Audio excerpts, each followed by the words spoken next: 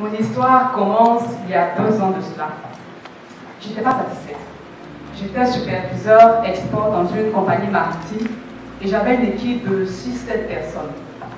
Mariée, j'avais mes enfants, tout ça, mais je n'étais vraiment pas satisfaite en fait de ma vie parce que j'étais convaincue qu'il y avait quelque chose en moi qui n'avait pas encore explosé.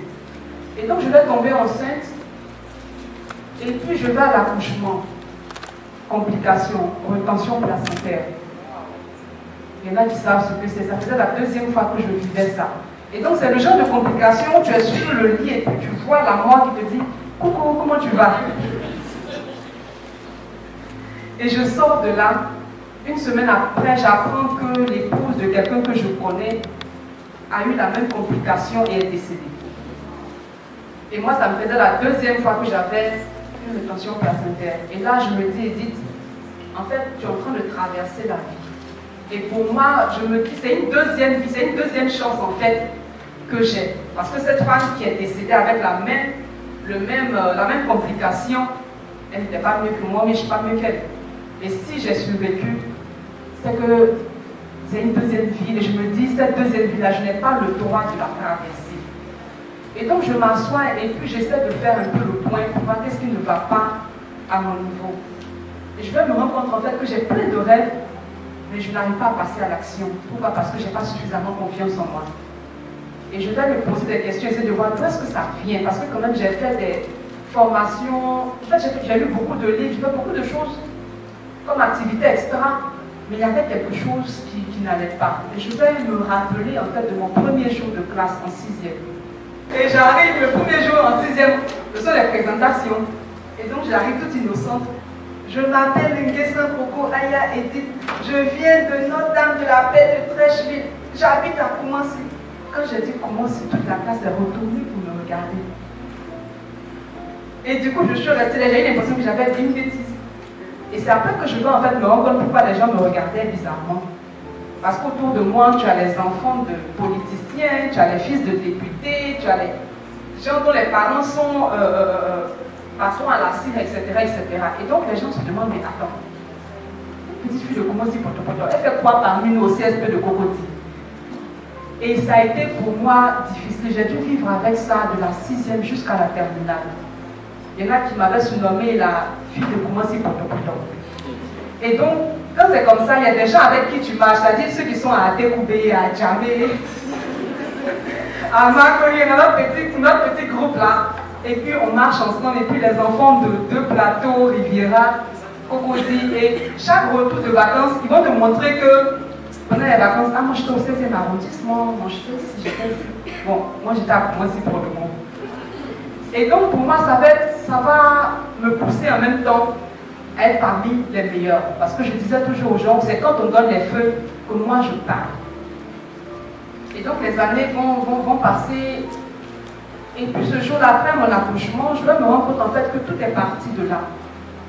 Qu'en fait, il y a une blessure qui a été criée qui n'est pas guérie. Et je vais me dire, il faut que ça change. Et donc un jour sur Facebook, je tombe sur un post d'un coach SMD qui va recommander le coach Serge Koukouillon pour des cas de confiance. Et je vais sur sa page et je vois un post dans lequel il dit: pour faire passer quelqu'un de timide à quelqu'un de confiant, il est l'un des meilleurs. Et quand j'ai vu ce post-là, j'ai dit, attends, ce gars, il est gonflé quand même. Je dis, mais écoute, super. Et puis je me dis, s'il a eu le courage de mettre ça sur sa page, c'est qu'il sait de quoi il parle. Et c'est ainsi que je vais contacter le coach. Et puis, nous allons faire 3 mois de coaching, 3 mois de formation. Coach, je ne sais pas si tu te souviens de cet agenda-là. C'était l'agenda que j'avais à notre première séance de coaching. Et tout à l'heure, pendant que le coach intervenait, je regardais un peu ce que j'avais noté. Et donc, nous allons commencer pendant 3 mois, chaque semaine, une séance. Et ça a été difficile. Ça a été vraiment difficile, mais en même temps passionnant. Il y a un jour, j'ai tellement pleuré qu'il était obligé d'aller me déposer à la maison. Parce qu'on a épluché, j'ai revu toute ma vie, et puis j'ai vu toutes les occasions manquées, toutes les rancune que j'avais gardées, etc. Et quand je suis sortie de ces 3 mois-là, même quand j'ai repris le service, mes collègues me disent, mais quelque chose qui a changé. J'ai dit, oui, c'est fait exprès. Et donc, les mois passent, on lance une formation en interne. D'abord, avant la formation en interne, j'avais pour projet de monter ma propre structure, Destiny Tools. Mais il me manquait je manquais de confiance en fait. Et donc, je vais lancer mon entreprise personnelle. Et donc, aujourd'hui, nous avons une librairie en ligne. Quand vous allez sortir, les livres sont là. Nous avons une librairie en ligne, maison d'édition, et je fais également des formations. Et donc, quelques mois après l'entreprise, on me dit, on lance un programme de formation, Africa Leadership Development Programme. C'est un programme qui est fait en partenariat avec l'université de Stellenbosch en Afrique du Sud. Et je vais m'inscrire. Je dis à mon patron, moi, je vais faire cette formation-là. Il dit, bon, c'est par soumission, et il y a un jury qui décide. Les résultats vont sortir sur 440 candidatures réparties en Afrique, aux Émirats et en Inde. Ils vont retenir 44 personnes, dont moi. Et donc, on va aller à Stellenbosch pour la formation. On a fini la formation. La troisième a eu 80 sur 100, j'ai eu 76 sur 100. Et la formation était 100% en anglais. Et donc je sors de là, octobre 2020, restructuration de mon entreprise. Et le directeur m'appelle, il me dit, Edith, on a un poste. Avant, tu étais superviseur export. Maintenant, il y a un poste de manager. On va fusionner l'export et l'import. Et on a besoin de quelqu'un.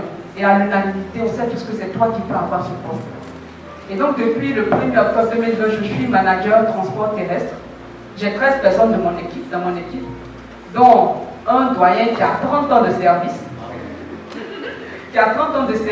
Et récemment encore, on a lancé une deuxième formation, Super Chain, quand je t'informe en même temps. Et cette fois-ci, ce n'est pas organisé juste au niveau de l'Afrique. C'est depuis le siège à Copenhague. Et sur 700 candidatures, il y a 105 personnes qui ont été choisies. Et dans les 105 personnes, les personnes de couleur noire, nous sommes 4. Un Éthiopien, un Béninois, une Ghanéenne et moi. Nous commençons le 6 avril.